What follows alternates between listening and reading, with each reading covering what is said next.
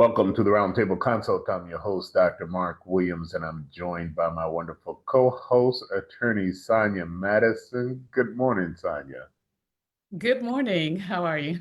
I'm well. I'm having some technical difficulties. I'm hoping that we're streaming live because I'm not sure that it's picking up on my feed that we're streaming live. But if not, we'll just start all over again. How about that? I think we are live. I Yes. was gonna say, we saw Colbert get canceled. We see the FCC We're talking about next. going after The View. Are we next? Are we getting intercepted? We gotta start watching what we say. But I gotta admit, though, I appreciate Stephen Colbert's unfiltered monologues recently. But yeah, I guess we need to be careful. Yeah, this is a weird time. It's not so weird because it's almost expected and anticipated. I've learned to expect and anticipate it, and I think I understand the reason why it's happening. But when you start looking at some of the brazen activities that are just done in order to try to establish an authoritarian regime, and people just act like it's not existing, it's not happening. Oh no, this is just you fabricating things, witch hunt, fake news, and everything. Like, this guy is strong arming universities. Columbia now paying $200 million. Fortunately, Harvard is standing up to it.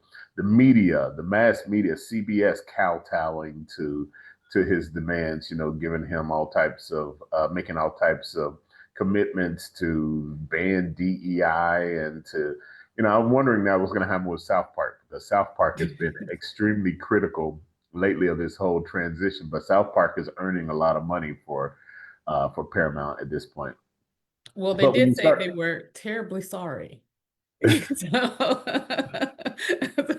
Yeah, well, I think they just had some huge investment into continuing on the seasons of the South Park, so they'll continue to criticize, I'm sure, the administration in that regard now that the deal is closed.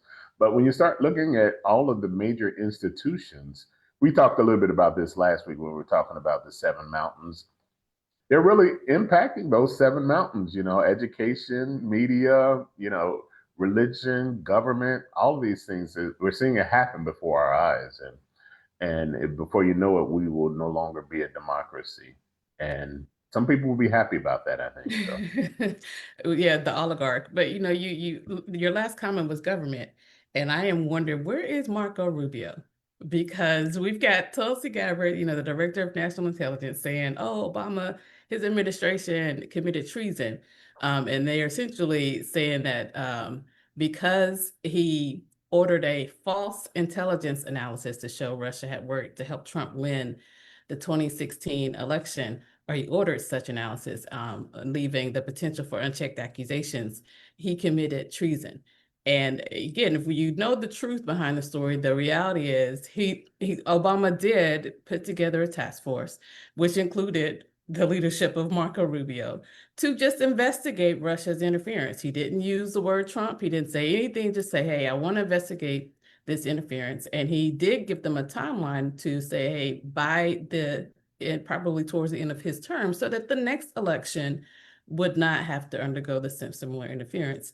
And here we are now being used as a distraction to say, oh, okay, yeah, I know you guys are worried about the Epstein files, but what about Obama? That's like the recurring, record scratch thing that they love to go back to. But Obama did this. And if the reporters are like, well, I mean, if Trump was subject to immunity based on all the acts he's done as president, is not Obama able to have the same privileges? And then, well, no, that's different. Right. Nothing circles the wagons. Nothing circles the wagons like going back to the Russia thing. And anytime the base gets a little out of line or gets a little scattered, you just scream Russia, and then they all come back into the fold again. And so that's what the strategy was, right? He's tried so many other things before, and then eventually he said, well, I guess I got to pull out the anti-Obama Russia thing. So. Well, That'll get you're them. kind by him saying Russia, Russia, even though we were also like, hey, I thought you and Putin were, close. Are we now are you guys on a rift, kind of Oh like no, the that's what he's Elon talking Musk? about. When they say Russia, Russia, Russia, they're talking about the Russia collusion thing. It's fake, fake, fake, fake. And never mind the fact that the report actually did show that Russia tried to interfere on behalf of Donald Trump. They just couldn't get criminal conviction, couldn't get enough information to show that there was a criminal conspiracy at that point, and not enough to get a conviction, is what they were saying. So, But again, they're blaming Obama and his administration, saying that they committed treason. It's one thing to say, hey, these people did X, Y, and Z. It's another to say, yeah, Russia interferes, but let's ignore that. Let's talk about the Obama administration. And to me, this is just the biggest distraction. I know Obama typically probably doesn't issue statements related to some of these actions, but he did release a statement emphasizing Marco Rubio's role in that intelligence committee, but also the Secretary of State. I know that's why I was like, where is he? Did they say, listen, we need you in hiding while we Little Marco distract our base. Rubio. Little Marco Rubio is quiet right now, isn't he? But again, because now we're moved on to Ghislaine because it didn't work. So everyone is still saying, hey, thank you for that. But what about the Epstein files? Right. And so then, and so, they couldn't quite hide it. I mean, Joe Rogan is still talking about it. Even I think the QAnon shaman is calling Trump, can't say it here, but essentially a fraud. But nonetheless, now This is they're an going, having the unforced Department of error. Justice. Yeah, having the An Department of Justice unforced talk error. to Ghislaine. And apparently from her attorney, she said a lot of stuff. But I mean, would you believe anything that she says at this point? I mean, Well, where are we going with she's it? already convicted of perjury as well. I believe that was one of the accounts that she got as well, was perjury. So she has already at least perjured herself. I don't know. I mean, I heard one commentary, one pundit made a comment. He said any information that comes out, it has to be corroborated. And so if you can corroborate her story with flight records and other objective things, then that's one thing. But you can't just take somebody's word at face value. But the reality of it is that Trump's base really only needs somebody to say it. They don't need corroborating data. All you have to do is give them a little bone that whets their appetite, and they're going to town on it at this point. It doesn't matter. This whole issue about the Obama distraction right now is, if people are like, oh yeah, that was in the plans, that was in the works all along, and Dems knew that it was coming out, and so they threw out this Epstein file thing. The Dems didn't throw out the Epstein files. That was MAGA. That was your MAGA base that did that. And Trump. And Trump. Just now, why it's coming home, chickens are coming home to roost. There's evidence. They were saying that there were reports that he was briefed about his name being mentioned in these files, and probably to the extent that it was mentioned in there. And then next thing you know, a week or so later, you guys need to forget about the Epstein files. Forget about it. Or a week later, I'm sorry, a week or two later, the DOJ says there's nothing to see here, and then Trump jumps on board and says, "Yeah, there's nothing to see. You guys still talking about that? Let's move on. Let's move on." Didn't work.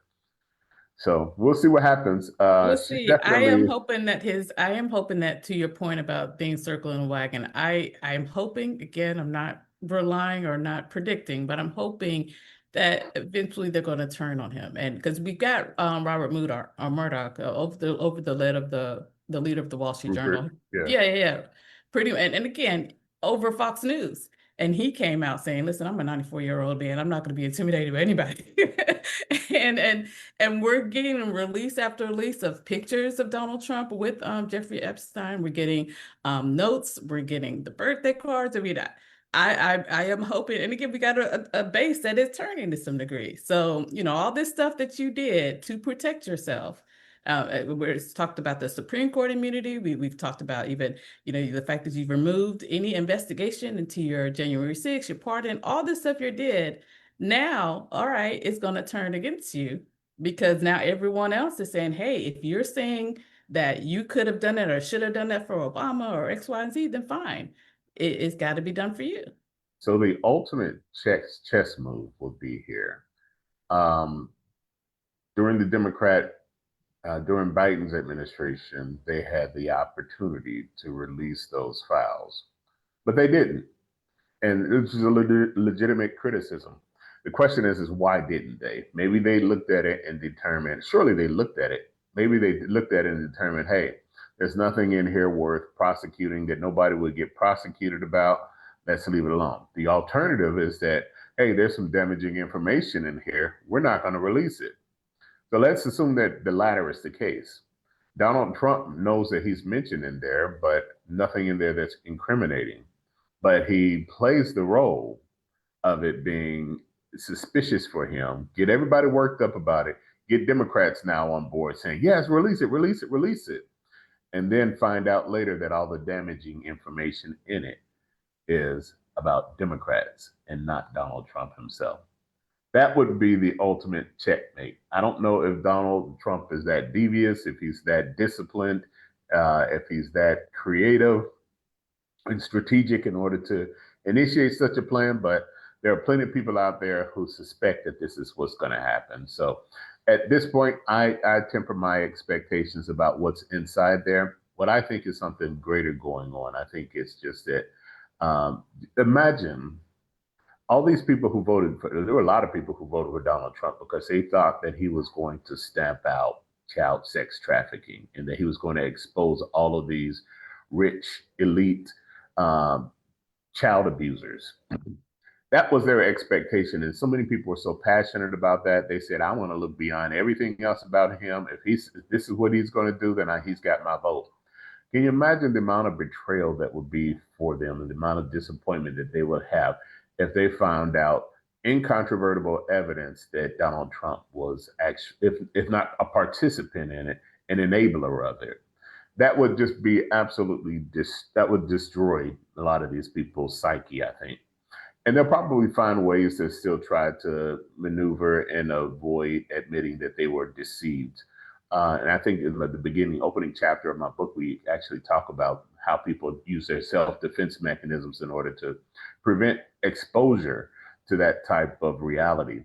But I think it's all a part of God's bigger plan. It's like, listen, I'm just showing you right now that when you put your faith and your trust in a man or in man's law, or even try to augment God's law by creating more man-made laws, you'll find that they're all fallible and each one of these things will fail. And I think God is just, I can't remember, what's that God that was before I think it was Pharaoh. Was it Dagon?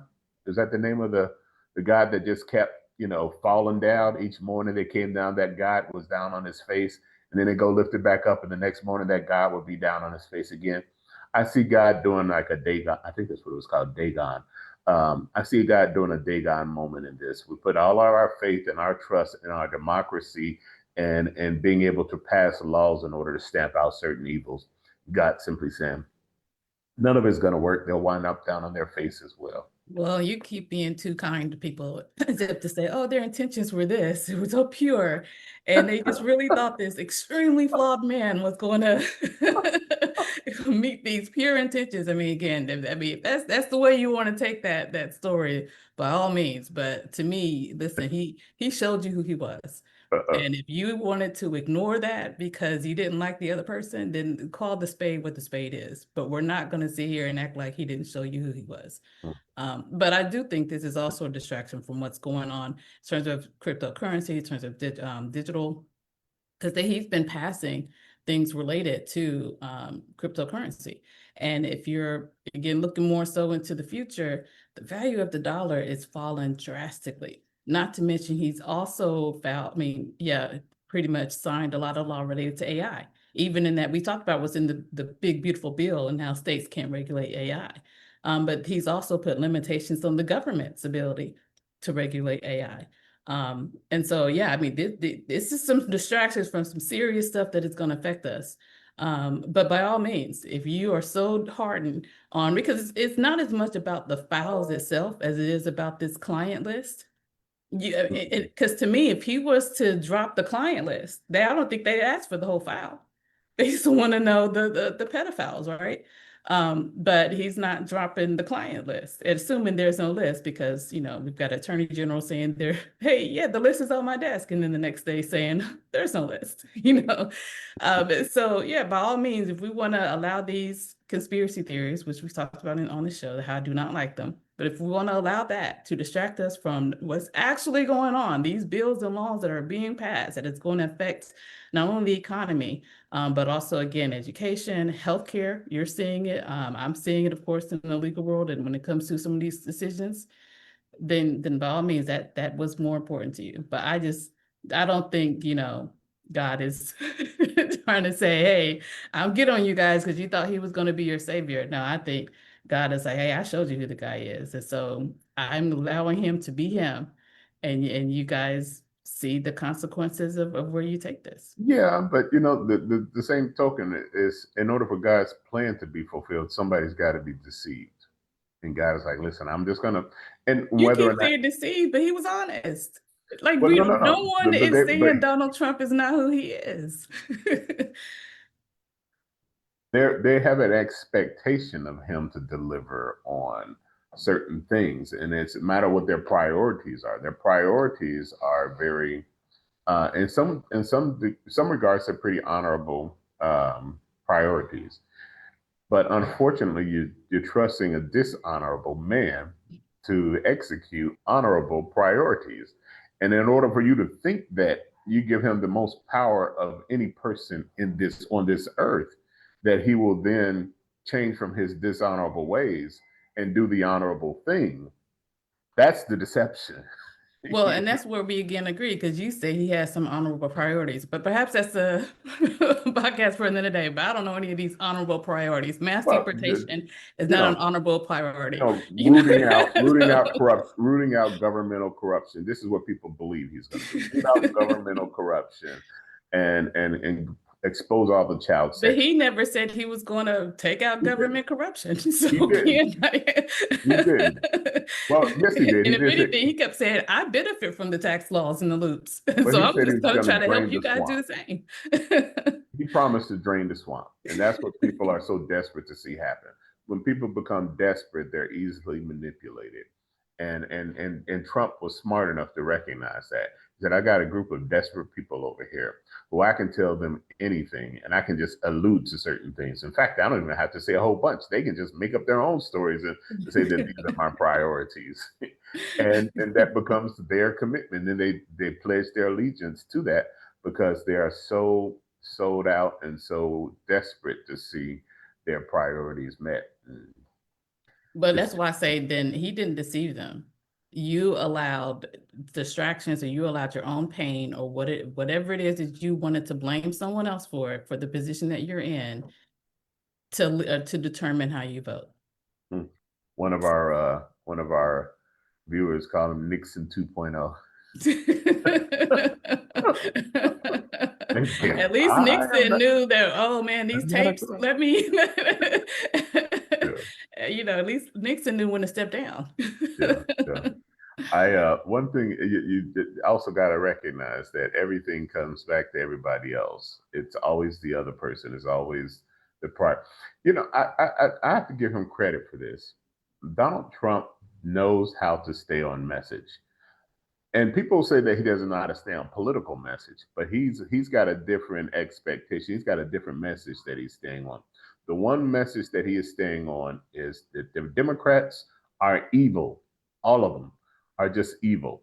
And he keeps driving that home again and again and again. Guess what? The Democrats help him with that because of some of the things that they support, with the support of gay marriages and abortion rights and things of that nature. They help augment his story and help him to sell the story that Democrats are evil.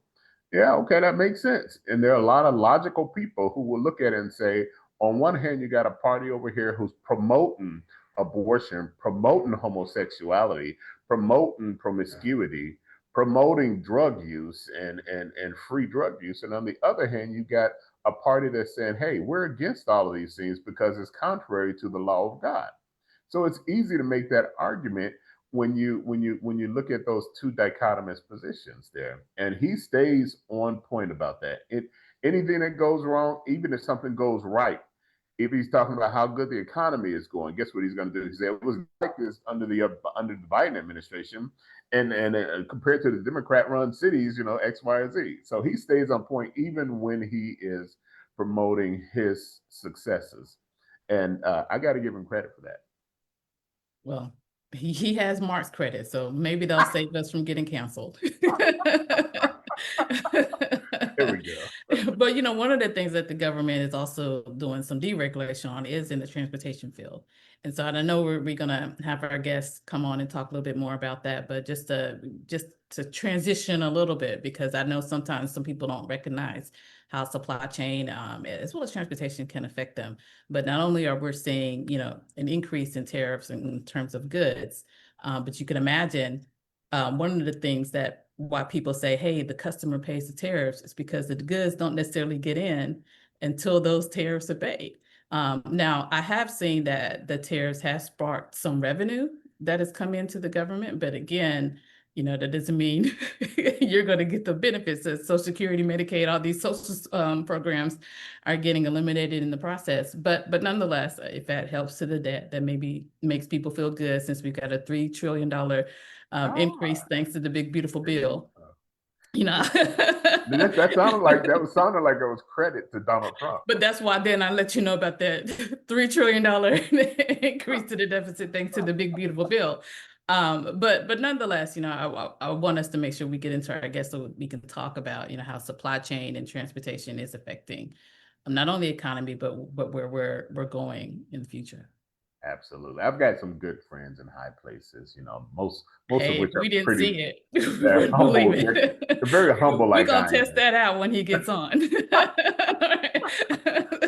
this is my buddy, Thomas Kinnard. He's a dynamic entrepreneur. He's a former transportation executive with a proven track record of success. He has over a decade of experience leading high performance operations in the transportation sector. So he's very familiar with all of the logistics and shipping of goods and commodities across the world as well. But recently he started his own entrepreneurial endeavor. He is actually now a business owner.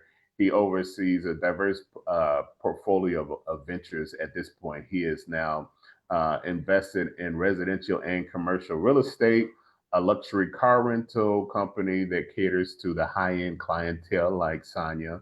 And he also leads lead developer behind a major real estate project in downtown Nashville. This guy is doing some moving and shaking, and he looks like us. Will you welcome Mr. Thomas Kinnard to the Roundtable Consult? How you doing, my brother?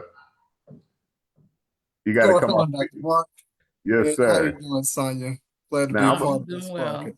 I'm looking at your what will background. make me even better if you go ahead and tell the truth. You're here in spite of your association with Dr. Williams. I'm not going to poke at my I'm looking at his background. It's very well could be a real background, as much as Thomas is traveling. He spends a lot of times in these tropical spaces like this. I have enjoyed the tropical spaces and especially our input in those tropical spaces, because you get down there and you realize, well, a lot of these people look like me. Yeah. Well, now be careful out in Costa Rica. We haven't talked about it too much, but that is such a tragedy. That is a tragedy. But apparently these waves it's funny. Mount Warner, for those that don't know. But I'm apparently, my look at the Gordon trail.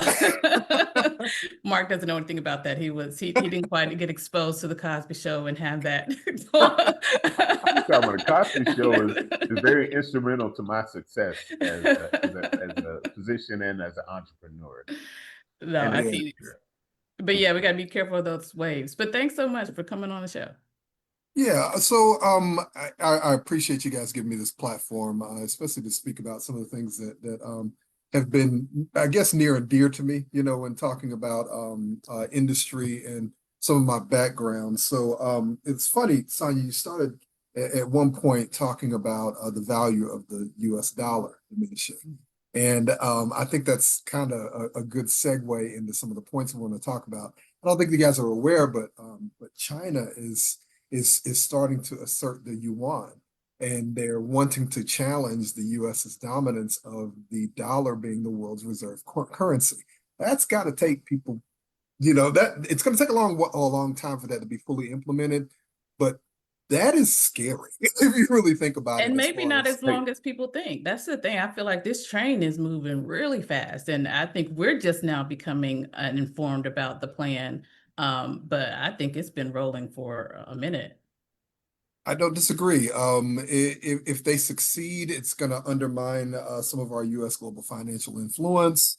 What it really does is it creates a multipolarity in the global economy, and that would throw the global economy into chaos, in my opinion. But with the amount of debt that we have in this country, there are so many corners of this country that are owned by outside entities, and you just don't make that up by taxing. So it's scary to know that the U.S. dollar would be diminished and not be able to that currency not be able to pay back the debts that we owe. So Thomas, before you start spitting all this wisdom, because I want people to know your credentials and everything, and so give us an idea. And we know that you got your entrepreneurial endeavors that are your more recent ones, but tell us how you were involved in what transportation sector, what that really means. Because some people think like, oh, well, he's in travel, personal travel, or something like that. But you're talking about more so with the commodities and goods and everything. So give us a quick summary of what it was that you did in your former position. Sure, I'll tell you a little bit about my story. So I spent 20 years at a company that a lot of Nashvillians are familiar with, Ingram Industries. What a lot of people know about the Ingram family in Tennessee is that they are one of the richest families in the state. But their main business that they're known for is their publishing business, and they're in media. However, their first business was the barge business. So over 75 years ago, the patriarch of the family got involved towing logs down the Mississippi River for a company called Weyerhaeuser, which produced a lot of press board and early building materials. Around early 1940s, they got involved with the Coke. So we're talking about old American money. And they bought a refinery outside of St. Louis called Wood River Refinery. And after World War II, the Ingrams no longer wanted to be in the black oil business. And so they sold their interests in that particular entity to Fred Koch, who is the patriarch of the Koch family. He's the father of the Koch brothers. And so he sold his interest in that entity to them in exchange for all of their marine assets. And so that put the Ingram family into the barge business, moving freight up and down the riverways internally, the Mississippi River, the Ohio River, the Tennessee River, these major arteries that go through essentially the center of our country full time. So they went from towing logs into towing just about anything that you could possibly put in a barge. So coal and sand and rocks and a lot of energy related materials. So as that progressed, around 2002, they were the fourth largest barge company in the country, and they purchased the second largest barge company. So number 4 ate 2 and became 1. So what a lot of people don't know is that Nashville is the headquarters of Ingram Industries and also the home to the largest boat and barge company in the country and ostensibly the world. So over 250 towboats and over 4,000 barges that they operate on our inland waterway system. And the closest competitor is probably by half of the size of Ingram. So it's a very large conglomerate. So I spent 20 years there. My first 10 years were in logistics. So I moved freight all over the country. It would come off of imported freight would come into New Orleans. We'd take it off of big ocean going vessels and put it into barges and ship it up from New Orleans to St. Louis and in some cases into Paducah, Kentucky, which would go up in as far as like Pittsburgh area. From St. Louis, the arteries would go to Chicago and as far north as Minneapolis. So it was a pretty diverse network of transportation. So I moved freight for 10 years, and then I got into the commercial part of our business. So I was the first African American to actually sell freight for the largest barge line in the country. And I started doing that in 2015. In 2019, I took a leadership role as an executive and started running our sales team. So not only was I the first African American to sell freight for Ingram, but then I became the first executive as a commercial transportation executive in the entire industry. So, I don't say that as, to pat myself on the back or Go to ahead. raise lofty Go expectations, ahead. but Hey, Mark the asked. reality was I just kind of fell into this line of work, and there just wasn't a lot of folk that looked like me that were in it.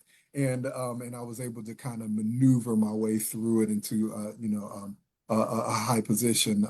I took a step away from that role last year in November as life starts to shift and I'm getting a little older. I turned 50 last month, and I decided that before I shut my eyes, I wanted to see more of this world and not be chained to a desk or traveling around the country on behalf of my employer. I thought that there was more to it than that. And so I have, so as my background can attest, I've spent quite a considerable amount of time in the Caribbean and enjoying life as and the fruits of my labor over the past 20 years. And so I think, if you ever been to one of these big cargo the ports where all this cargo come in, it's a massive amount of goods that are shipped into America that we see a lot more come in. And this is one of the topics that Donald Trump has been talking a lot about, and saying that we've got a trade deficit, which really isn't a trade deficit. What happens is we have a spending surplus. Correct. I watched somebody before say, "Hey, the problem is that it's not that other countries are outselling us. It's the problem is that we're out purchasing the other companies. So we're purchasing because we are such a consumptive society that we demand more and more and more from these other countries. It's like taking a credit card, charging up more and more of the goods that you want, and then blaming the merchant for having sold it to you. Right. That's where we are. It's your fault that we keep buying all of your goods and services. And so I think what many of us don't recognize is that doesn't produce a trade deficit necessarily, or anything. Doesn't. Maybe you can explain it a little bit better. Oh no, I think that's an excellent observation, Mark. Let's just talk a little bit about, because since we're speaking about trade deficits and tariffs, a good, I guess, example that I'd like to use is corn and soybeans, because America, believe it or not, our largest export is corn, and the largest buyer of our corn is China. So tariffs are not anything new. In 2018, China had some retaliatory tariffs against America that they imposed that were 25%. Not the massive numbers that we've seen of the current administration, but this is still there. This is not a new concept. So when that happened in 2018, our corn exports to China dropped significantly. And why that makes a lot of difference is that almost bankrupted a lot of transportation companies, because our largest consumer of our American grown corn and soybeans is China. When our exports dropped significantly, it drastically altered the landscape of transportation. So and I'll speak from experience in the barge industry. We typically make the majority of our money. We make our margins for the entire year in 3 months. September, October, November are what we consider grain season. And that's where we make all of our profit that carries us through the entirety of the year. So you can imagine that if there is a disruption to the supply chain, or to the export of our biggest good, or our biggest export in this country, how financially and economically that could make such a drastic impact. So we suffered the largest. Typically, the barge business doesn't lose money, not ever. It is a cash cow. And in 2018, for the first time in company history, not only did we lose money, but we lost $45 million. And that When was was this? 2018. Who was president? Now, I presume you'll tell us who lost that. So. Yeah, we know who's president. Oh, I don't know if we do, because apparently I don't know if Trump realized who actually appointed Jerome Powell. So I don't know if That's true. That is true. That is true. Any of us with modicums of intelligence understand.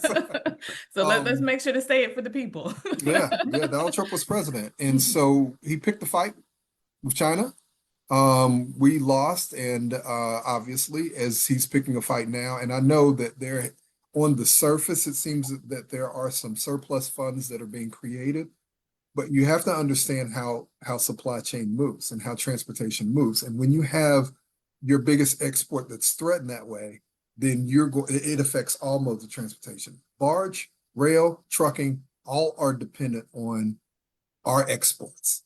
That's how we make money in this country. And if our exports aren't flowing continuously and they aren't going the trade routes that they're supposed to, you can't just say, okay, well, I'm not going to export 5 million bushels of corn to China this month. Well, where's that going to go? No, it's not like you're going to send it to South America. You mean you can't do what USAID did and just blow up the food? You can't do oh, sorry.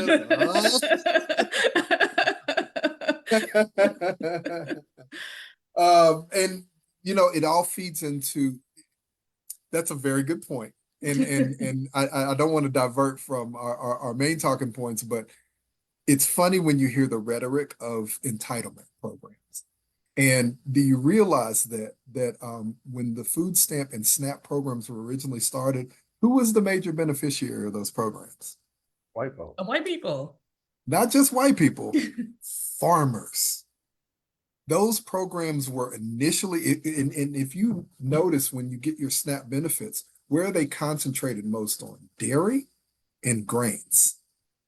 Cereal, milk, eggs, produce, those are where the SNAP benefits and the food stamp benefits are primarily concentrated on. Now they cover a wide range of foods, but they were initially put in place to subsidize national farmers.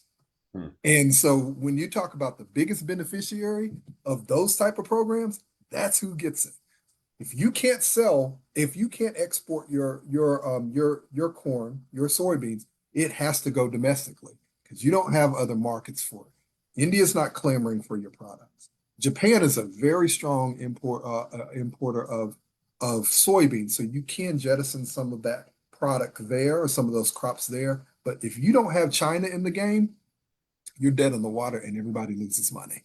So that begs the question then, if we get into this trade war with China, China says we're no longer buying your grain, your corn. Yep. And then we've eliminated a lot of the subsidy programs. And so farmers are going to take a double hit from that because they're like, we're not even having our own government purchase our product, our produce. And so now all this produce that we have is just wasted at some point. And those farmers take a double hit. What it's done to farmers is it's made them more dependent on trade policy than market dynamics. And that's scary. And so what the trade war has done is it's highlighted the risk of over-reliance on one export market. And it's also spurred efforts internally to diversify export destinations and promote domestic use. But as we just discussed, there's not a large demand outside of China for our product. So it's really, I'm kind of curious because, and I want to bring some of the medical, and I'm kind of curious, it also then gets us moving away from even healthy growth in terms of farming. And then like, as we, again, I know I keep bringing AI a lot of this, but we're now using more chemicals to even when it comes to corn. I mean, I think sometimes we look in the ingredients to determine, is this truly corn or is this some type of imitation corn? All that. And we also see a lot of these farmers were dependent on migrant labor. That's right. And so, it's too much is coming out of their hands and their pockets. And yet they're trying to take these, cheaper routes to get to, the point that, hey, this is truly a healthy, a market or healthy growth. But yet they're being attacked on it. And mind you, the Black farmers were already losing a lot. I mean, I think part of the government programs to help Black farmers was taken away under Oh, the absolutely. concept that they were DEI. Yeah, but that's nothing new. You know, Black farmers have always been under the gun and have been extremely underrepresented and have not had the luxury of tapping into a lot of those governmental programs traditionally that the white farmers have. So that's not anything new. We've survived in spite of, and we'll But we continue to. know how to do it. Exactly, I exactly. mean, but that And doesn't mean we embrace it by any means. no, but not by You any know? means. But it kind of highlights that resiliency that is across the board for African Americans, and that's why I've never feared this administration.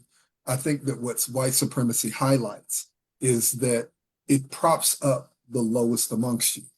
And so whenever you do that and you have a system that's wholly dependent on a permanent underclass to run your capitalistic society, when that permanent underclass has learned ways to navigate and you can no longer oppress, what do you have left?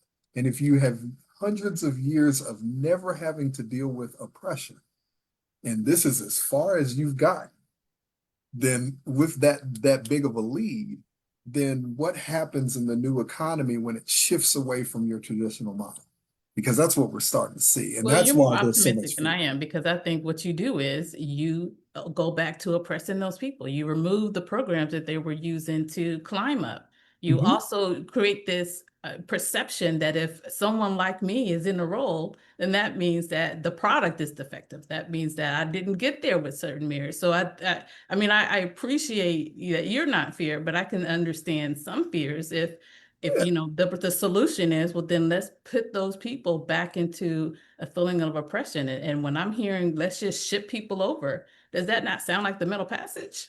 We just you know. very much So so. But I think so there's been technology tends to even the playing field in a lot of different ways. And I don't believe that you can continue to oppress in the same ways that you have traditionally. Before they cut us off from education, they cut us off from the ability to from earn healthcare, wages, from from Social health. Security, from I mean stuff that they're starting to real do estate, again. And insurance, and Yeah. everything. and yet and still we found ways to maneuver around that and still provide for our families, still we're able to advance our health metrics, and still we're able to participate in an economy that wasn't built for us. So And let me say, whereas I more than believe, just participate, we actually excelled. And just think about just the amount of influence that this oppressed group of people have had on the culture and the flavor of this country. Which is true, but let's not forget the lynching. I mean, a lot of people did not survive.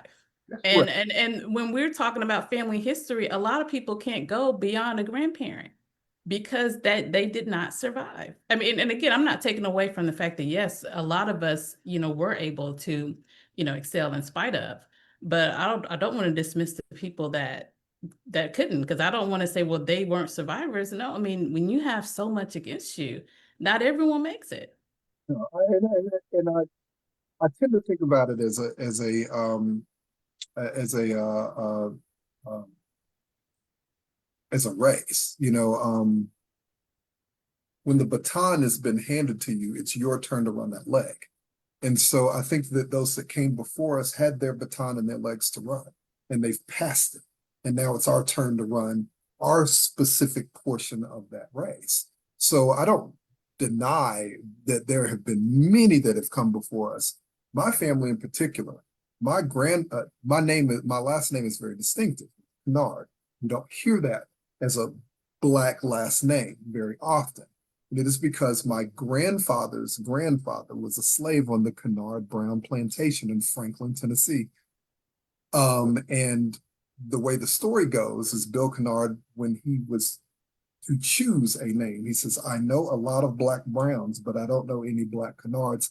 That's the name I will choose. We are not talking about going back very far in our lineage. That same plantation is now the home of it's called Kinnard Springs, which is a luxury development with nothing but $1 million homes in it. My grandfather's mother was a Southall. and there's a development on the edge of Franklin going into Leaper's Fork called Southall Farms. That's where that plantation was located. So we're not talking about a divorce from a past that was relatively recent. One of the things, and I'll make this point, and I'll go back to our transportation conversation. But a good friend of Mark and I's, Dr. Asher Turney, took me 2 years ago to Colombia, South America, and just to back up, about 10 years ago, we did a deep dive on my paternal ancestry. So we wanted to know, where do we come from? And it pointed us to the west coast of Africa, to a place called Guinea-Bissau, which sits in between Senegal and Ghana on the west coast. Now, we all know that the transatlantic slave trade didn't start with just the Europeans or the Spanish. It actually started with Portuguese. Because if you look geographically, Portugal is so much closer to Africa than it is to Europe. So it was relatively easy for them geographically to sail to the west coast to traffic Africans from there. Where they trafficked them initially was not North America, it was South America. So when we landed on August the 30th, 2023 in Cartagena, Colombia, we get off the plane, and then one of the first things that grabbed my attention was the heat, because it was so hot on the 30th of August. And they let us off not on the sky bridge, but we actually walked out of the plane down onto the concourse itself. And the minute my feet hit the pavement, and I realized, and I got over the bodily shock of it being so oppressively hot, a chill came over my body and a sense of deja vu. And I thought, well, that's odd, but it's one of those things that you continue to move amongst your day. You don't really lend a lot of credence to it. But a few nights later, we were hanging out, and I got hungry and I wanted some food. And it was late, and we were in it's spelled Gethsemane, but they pronounce it Getsemane, which is the walled city in Cartagena. And I decided that I wanted to get some food because I could smell some street meat cooking and I could hear some music, and it was just right down the road. So I wandered off, which I shouldn't have been doing, but I did nonetheless.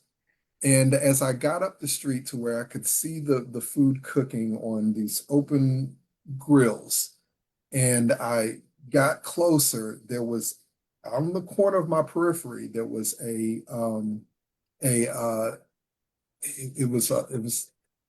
there was a lot of portraits. So it was an art shop. It's like a gallery of sorts. And if you've ever been to Colombia, they celebrate the Black form. You see Black women depicted all over in beautiful portraits, Black children, Black men. And I was startled to see this type of portraiture in Colombia, because I'm expecting to see a bunch of people look like Mexicans, right? And Africans. But what really caught my attention was that there was a depiction of a slave breaking his chains. And I thought to myself, what is that doing here? So they had his name scrolled on the corner, and his name was Benkos Bioho, Benkos Bioho. And I decided to do a quick little Google search because I was now invested and fascinated with a slave in South America. And I found out that Cartagena was the largest slave port in the world for 200 years, starting in the 1400s through the early 1600s. And when Brother Benkos gets trafficked from his home in Africa to Cartagena, his ship capsizes. Now, to give a little background about Benkos, he was a warrior and he was part of the ruling class. So he didn't take his enslavement very lightly or very amicably or amiably, if you want. His ship capsizes. He escapes. They get him back. I tend to think that he came back because when he escaped again, and he did escape again, he took his family and his villagers with him, and they did not get him back after that. So because of his military background, he constructs a militia group, and they start attacking plantations, slaughtering slave masters, liberating Africans. The Portuguese, who were the original traffickers, were bringing slaves over, but they weren't in charge. The Spanish was the world superpower in the late 1500s at this point. Spanish is a world superpower. They were funding these activities, and they were also in charge in South America. So the Spanish leadership at the time wanted peace, obviously. So this brother constructs a militia group. It grows into an army, and they are whipping the Spanish and Portuguese so bad that in 1599, the King of Spain says, we need peace here. We are losing way too much money. What do you Africans want? And he says, we've been telling you the entire time, we are not slaves, and we do not want to be treated as such, and we are free men, and we should be able to walk the streets of Cartagena with our women and our weapons, just like you Spanish noblemen. And he says, well, I can't let y'all do that. But I tell you what we'll do. If you will stop this campaign of war, we will allow you to establish your own free colony. So they went 75 miles south of Cartagena by King's decree in 1599 and established the first free African colony in all of the Americas. They named it Palenque. Palenque still exists to this day. You can visit it. It's about a 2-hour bus ride from Cartagena. And when you go there, my first visit, I'm crying in the streets because the messages were so powerful. The women still walk around in the colorful West African garb. They still walk with the baskets and the fruit on their heads. They serve traditional West African cuisine, and they speak a West African dialect that is a throwback to the slaves that came over to this day. And I found it just remarkable, but what really caught my attention was not the story of Binkos, but where he was from. Binkos was from a town on the west coast of Africa called Guinea-Bissau. And I thought to myself, when I stepped off that airplane, I got this sense of deja vu. Are these my people here? We don't get taught about the African diaspora. We're never taught that Africans populated not only the far reaches of the world, but they also populated the New World. And we don't know. These were our cousins that were let off just before we got taken to North America. And we don't learn any of that history. We're not taught, and it's purposefully evaded. But I digress. I don't really want to get. Well, we put it into the slave. That was supply chain, because I mean that was what was when you're talking about slavery and the shipment of slaves, that they were considered products. So it was supply chain. And I know we didn't get too much into it, but we know right now, what you tell us, I mean, the main source of transportation supply chain is boats and railroads, right? And I think we often, when we're thinking about transportation, we think more so driving or in the air, but we don't realize that no, trains still run, we still need them, and boats are still used. And so like what happened last year, I think it was last year with Baltimore and that destruction, I mean, that had to be rebuilt quickly because people are still using boats to transport goods. Those trade routes are massive in the industry, and they affect not only the retail goods that you purchase, but it also affects things like you flicking on and off your lights, or the power that comes into your house that gives you air and during an oppressive heated summer like we've been suffering through. So all of that is affected.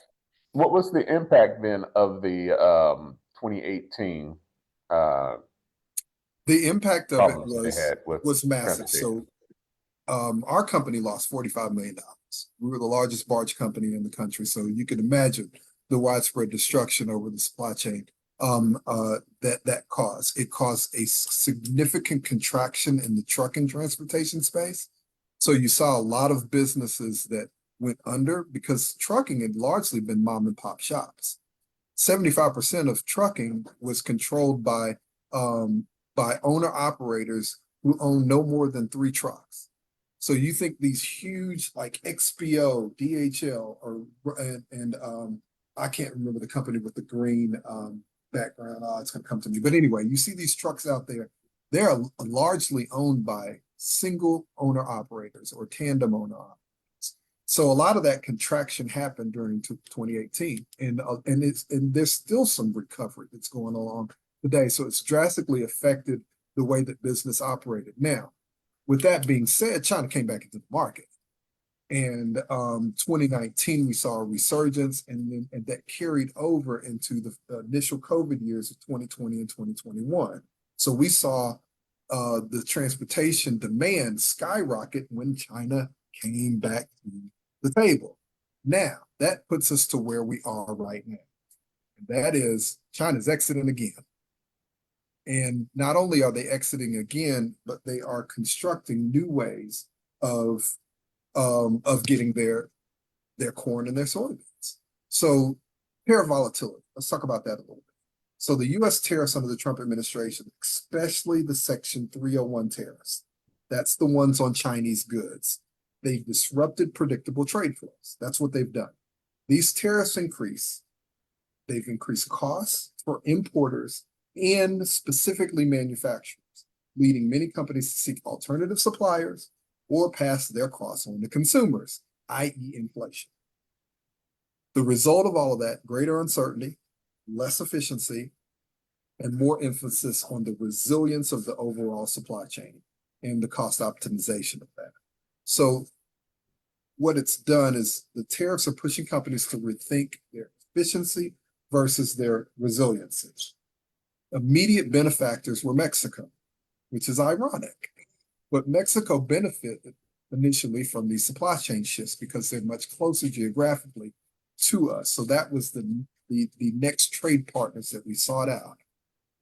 The US, however, is still heavily dependent on China for manufacturing capacity. Because what did we do in the 40s and 50s when we started to then lean on defense might over manufacturing? We started to outsource our manufacturing base to China. So all throughout the 60s, the 70s, and the 80s, China was building manufacturing centers, capitalizing on extremely low labor costs and producing the world's goods. So what happened initially, and I don't know if you guys caught this, but when the tariffs were first imposed, Chinese manufacturers started flooding our social media with how our goods and services really are produced. So they would hold up and say, you know, those Air Jordans that you just spent $250 or that new PlayStation or that for iPhone, or those Jordans we produced for $25 and you just spent $250 on it. All we did was send it over to America, who stamped the Jumpman logo and a little Nike scroll on the bottom of it and charged you $225 more than what it cost us to make this good. You know those Birkin bags that are so popular that you just paid $38,000 for? Yeah, we manufactured that for $1,200. And we sent it over to Italy and they stamped Birkin on it and shipped it to you, and you paid $38,000 for that bag. So now what they have done is they've pulled back the veil on manufacturing.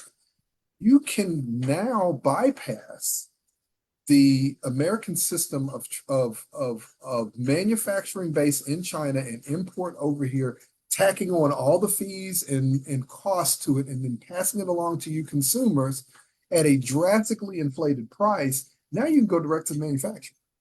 And a lot of people don't know that. Isn't that that's essentially what they did? What they did? Look at a big sector to take a look at is furniture. A lot of furniture. All of your furniture is made in China. Yes.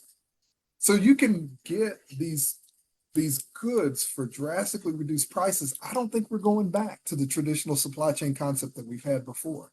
And people are starting to understand now that the veil has been pulled back on how manufacturing works. China's the world's manufacturers. They are. We outsourced it years and years ago. This has been a 40 to 60 year experiment that the United States has walked away from.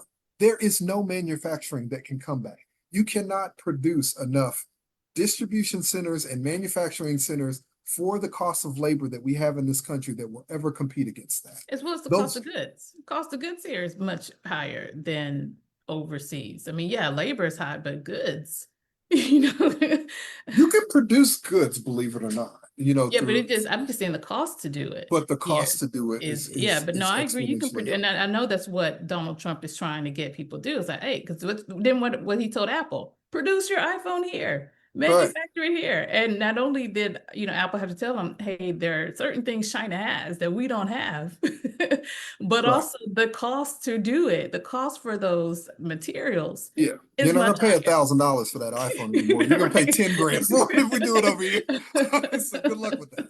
Well, the cost of getting the product is one thing. For example, like Chinese coffee company, Luckin, I think that's what it's called, Luckin or Luckin Mhm. Coffee, that's now coming to the U.S. The Chinese companies are actually opening franchises in the U.S. that competes with Starbucks, for Yeah. example. And the Yeah. Starbucks, they used to call it $4, which is a Yeah. cup, $4 for a cup of coffee. Right. Now you get the same cup of coffee, maybe even a better tasting cup of coffee for $1.50 from a company like that. And why? Because they've got the backing of a Chinese government, Yep. and then they can infiltrate a market and undercut the U.S. market. So then next question then becomes, well, maybe we need to be regulating, foreign countries, entities operating in the United States because they're undercutting us.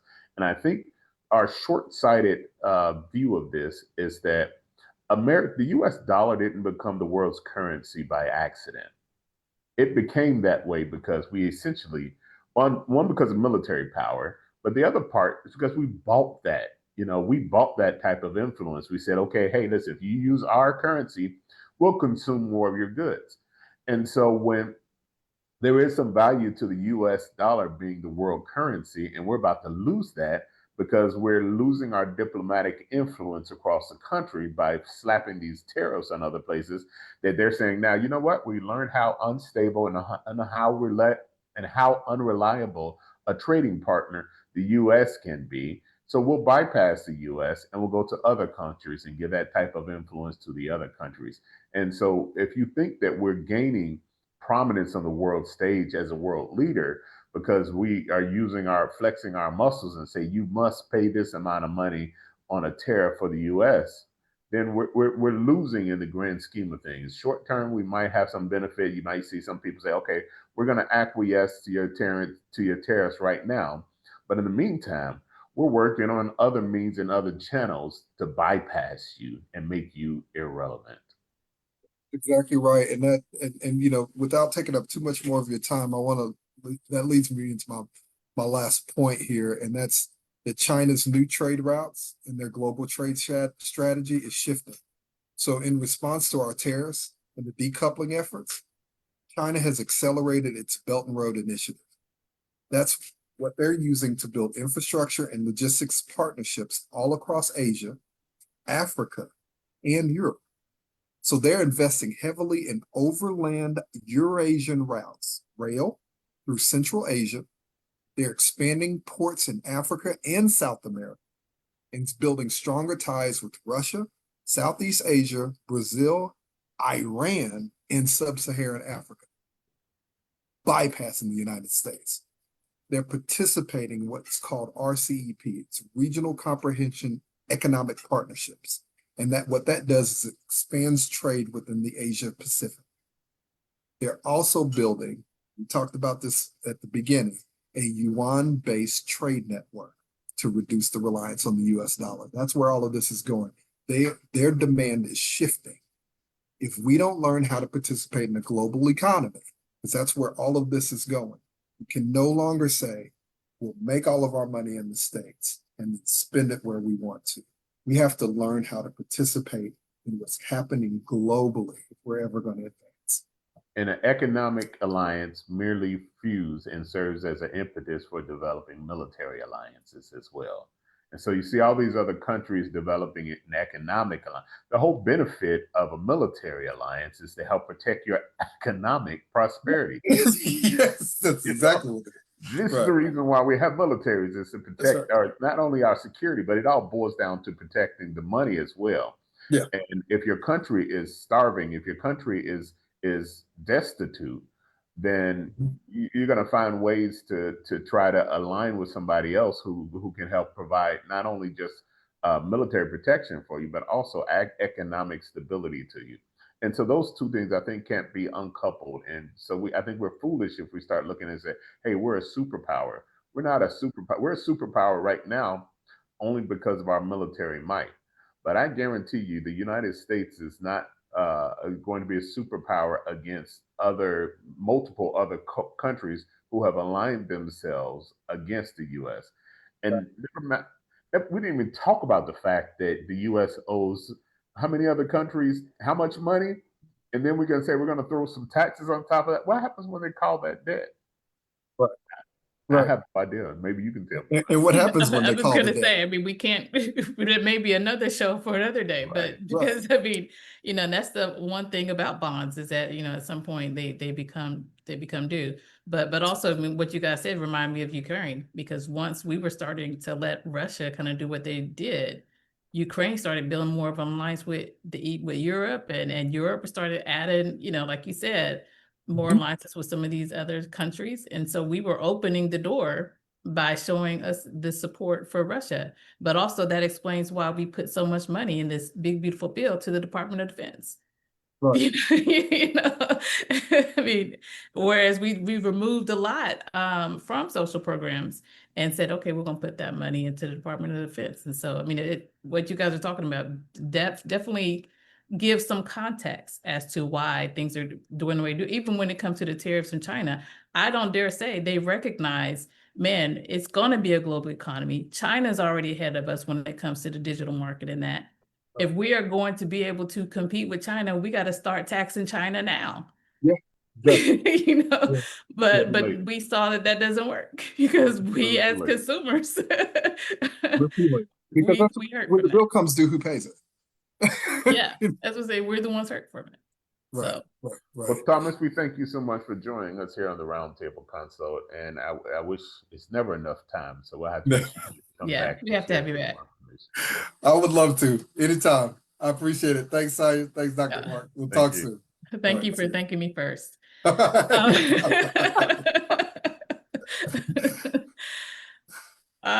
So, you know, I always say, let's try to do something lighthearted, and yet we still in the show with, man, the future just still looks bleak. This is a round table. This is why it's a round table. I'm not sure what that means, but But yeah, guys, hopefully you've been commenting. I mean, we talked a lot about history here. We talked a lot about the present here. We talked a lot about the future here today. And so hopefully you guys have commented. If any questions, of course, we're going to have Thomas back, so make sure you put him down there. Also, next Saturday, we're going to have a special episode where we're going to give you guys the opportunity to ask us some comfortable and perhaps uncomfortable questions. or uncomfortable. We can all the uncomfortable questions. I'm gonna say direct the uncomfortable to Mark and send me the comfortable ones. My life is an open book, so yeah, let's challenge him on that. By all means, let's challenge him on that. So please make sure you are submitting some of your questions in the comments, either the comments here on Facebook or the comments on YouTube, so that we can make sure to ask some of those for next Saturday. So until then, hopefully you can make sure to catch us on your favorite podcast platform, as we have, oh gosh, like over 1,000 episodes on some of those podcast platforms, as well as if you're not subscribed to our YouTube channel, please, that is such a free effort to make sure to continue to support us. You can catch a repeat of this episode on Star Radio as well as KDay Live. And until then, till next Saturday, 11 a.m. Eastern Standard Time, 10 a.m. Central Standard Time, have a blessed week.